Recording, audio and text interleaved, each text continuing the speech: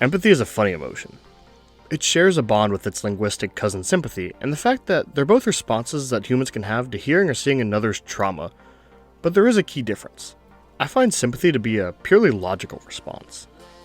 If one was to, say, see a broken down car on the side of the road, with the driver leaning against it, it would only be logical for one to feel sympathy for that person.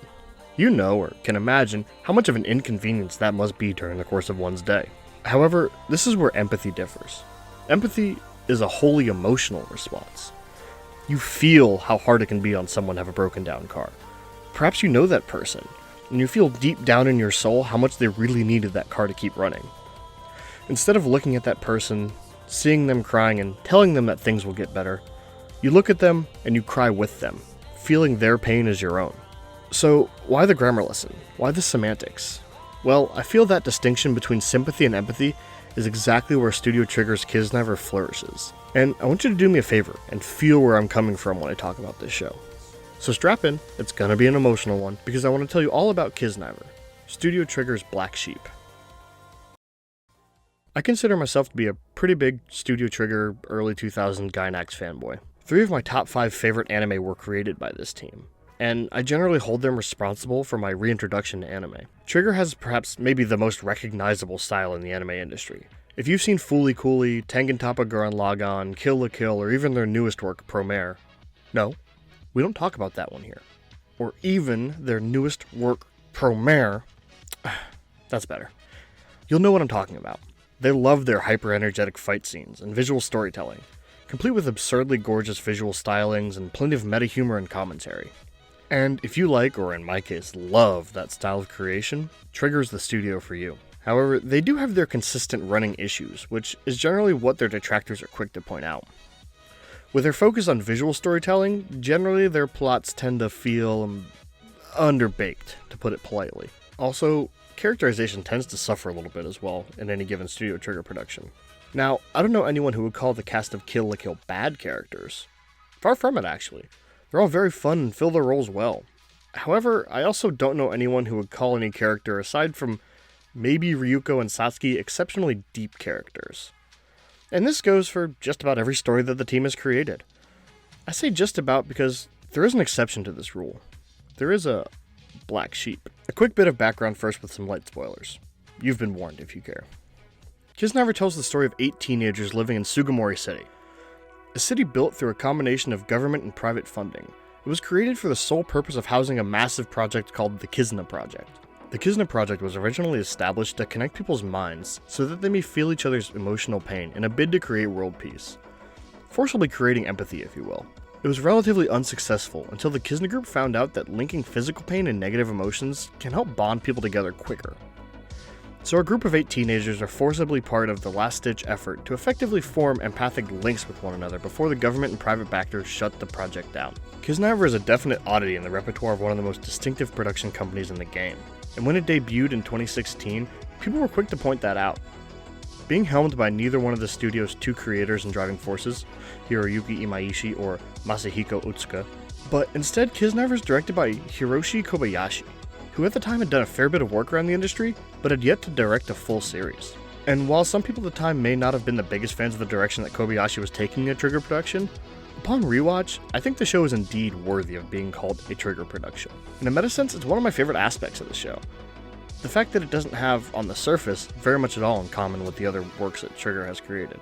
But soon, you'll see the company's signature motifs given life in a new fashion. Let me explain. So, what are some of Trigger's signature motifs that I'm talking about? I'd definitely say some of the biggest are fluid animations, over-the-top, almost comical action, and the plot going to space.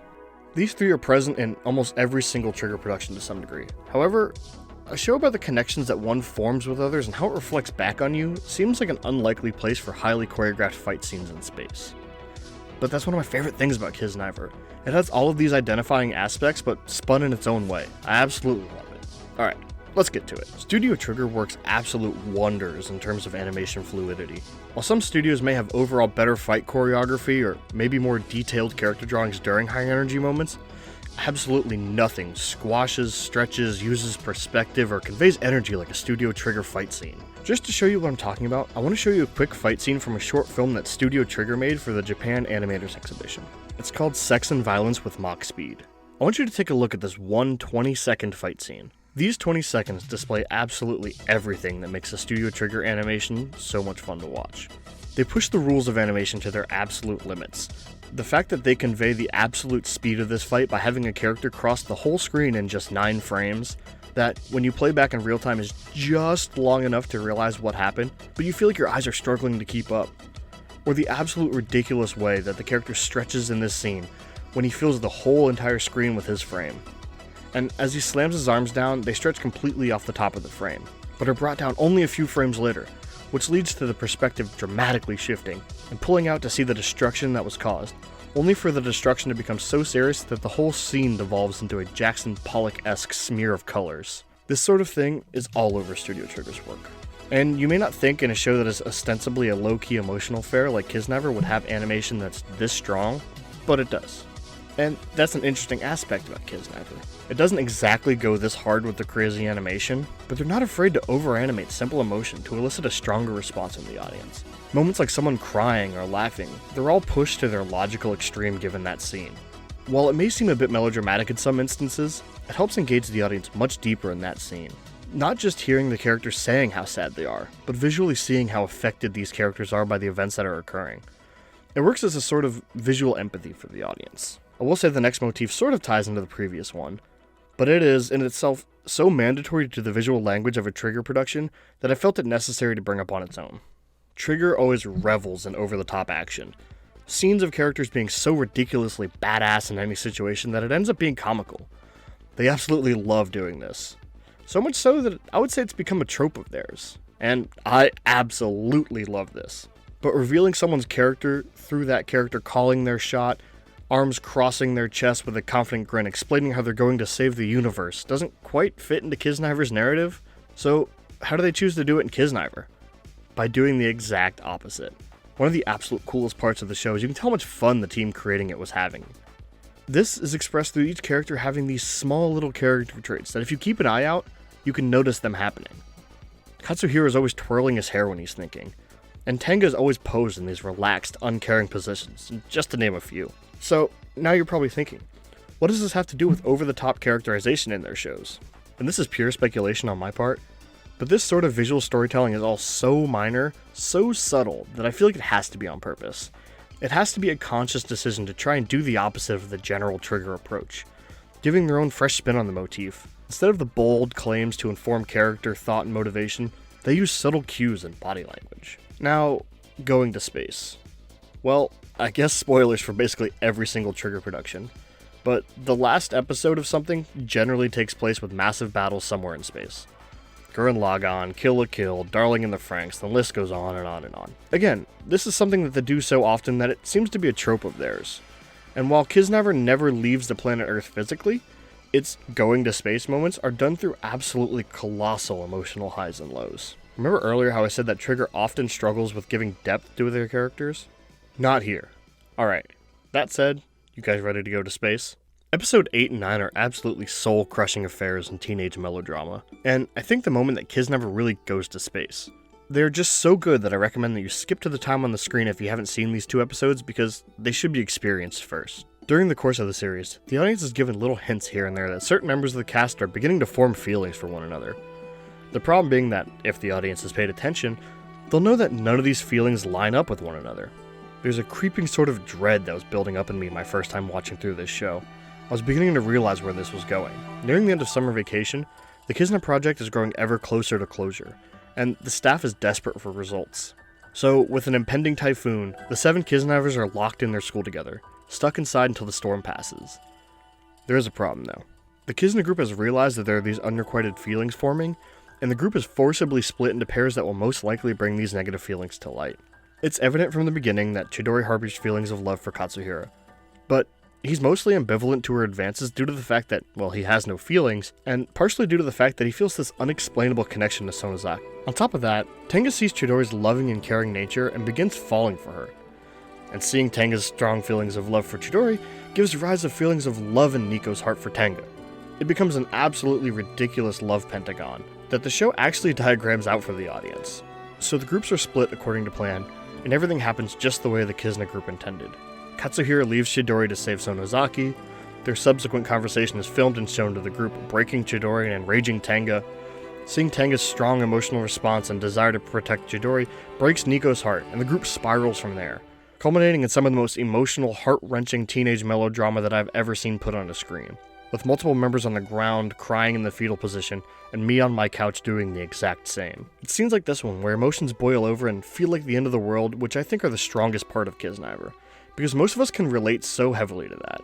That feeling of sitting in a high school classroom, seeing the girl or boy you like talking to a friend, and those impotent feelings of rage that come unwillingly boiling up inside of us, even against our best efforts to stop it. As a teenager, these feelings are the end of the world, because unless you've had a very hard upbringing, you didn't have much else to worry about. Unrequited love in tandem with raging hormones is a combination that most people in the audience can empathize with. And that's what Kiznaiver is all about. Feeling others' feelings as your own, understanding where they're coming from, and getting to know them better because of it. That's why the characters in the show are all so strong overall. Each character has their own story, quirks, and responses to any situation. And in many cases, their personalities clash, and they wouldn't be together in the first place if it wasn't for the Kizna system. But the show makes a point to say that these disparate people did not become friends because of the Kizna system, but in spite of it. They're all so different and hurt for so many different reasons, that once they've spent enough time together and gotten to know one another enough, their pain becomes communal. Sonozaki says in the first episode, "Everyone wants to be special to someone. Everyone wants to carve their scars into someone else." And that's where the heart of Kiznaiver comes from. Not through some strange scientific meddling, but through pure human connection. Absolute empathy. And as much as it pains me, I do feel it necessary to bring up some of the show's shortcomings, just in the interest of complete coverage. As per usual, the plot of this Studio Trigger show is not very good. Without going into deep spoilers, the plot is pretty messy. The whole point of the Kizna system, along with the implementation into the series, seems a bit ham-fisted at points. There's a lot of melodrama. And while it works for some scenes very well, other times it seems like a bit of subtlety might have gone a long way. Also, one of the characters has the same character arc twice. Honoka goes through the arc, resolves it satisfactorily, and then in the last 3 episodes, she reverts back to the beginning of the arc, and then resolves it again, coming to the exact same conclusion as the first time. The second arc feeling like an attempt to drum up a little bit more drama. Also, the last episode is kinda meh. Things get resolved quickly and kind of satisfactorily, but don't let these steer you away from the show. This is very much a journey show, not a destination show. In spite of its shortcomings, it's clear to me that Kiznaiver is at its soul worthy of being called a Studio Trigger production. With some of the strongest characters that the studio has created, some of the most emotionally impactful moments that I've ever seen in anime, and so much love put into every single frame, it's a shame to me that the show seems to be Studio Trigger's black sheep. So do yourself a favor. Set some time aside, grab a couple of close buddies that you're not afraid to ugly cry in front of, and watch the 12 episodes of Kiznaiver. Who knows? Maybe you'll all begin to connect on that deeper level. Sincerely, your friend Spiral.